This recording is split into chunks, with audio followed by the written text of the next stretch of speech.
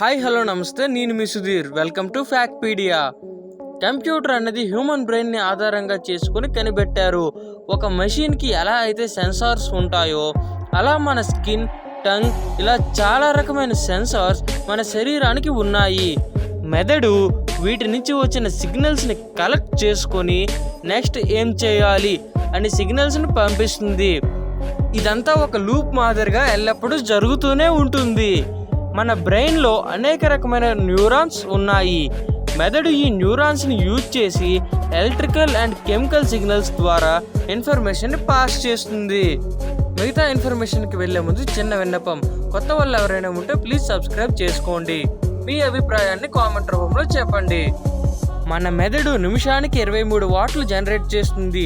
ఇది ఒక చిన్న బల్బును ఈజీగా వెలిగించగలదు.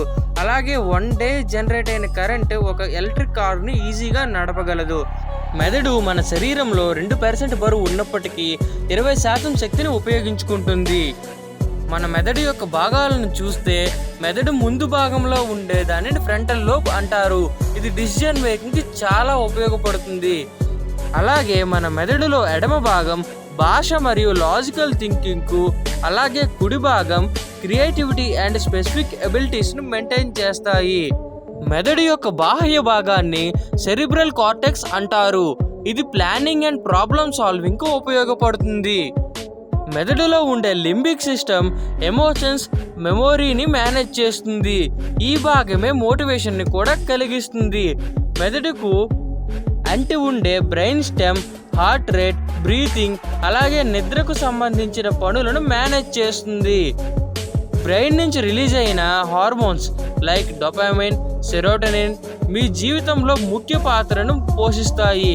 లైక్ మూడ్ కంట్రోల్ చేయడం ఇలాంటివన్నీ ఈ హార్మోన్సే మేనేజ్ చేస్తాయి. మైగ్రేన్, అసలు మైగ్రేన్ అంటే ఏంటి?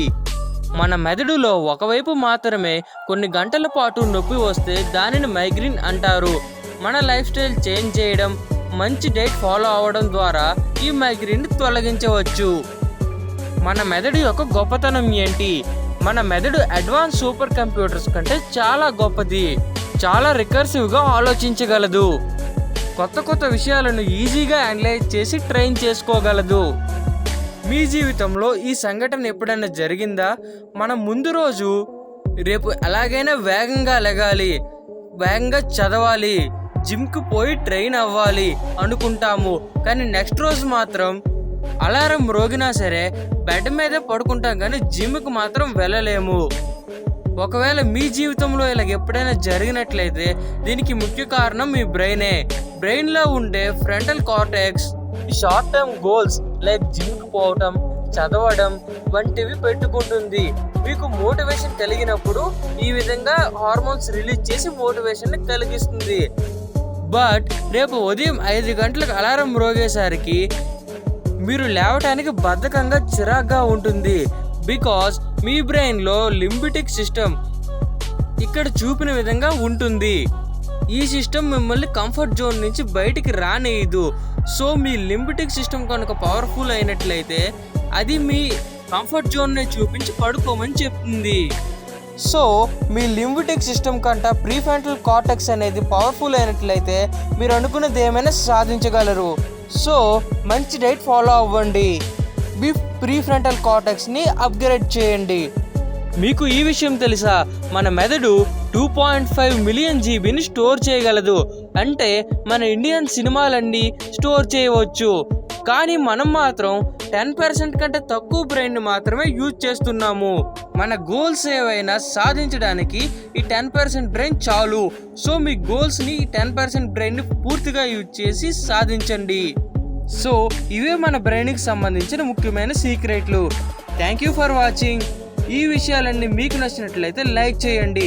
మరింత ఇన్ఫర్మేషన్ కోసం సబ్స్క్రైబ్ చేసుకోండి. పైన చూపిన వాటిలో మీరేవైనా ఈ బ్రెయిన్ ద్వారా ఎక్స్పీరియన్స్ అయినట్లయితే మీ కామెంట్లో షేర్ చేసుకోండి. వీలైతే మీ ఫ్రెండ్స్కు షేర్ చేసే నాలెడ్జ్ని షేర్ చేయండి. Thank you.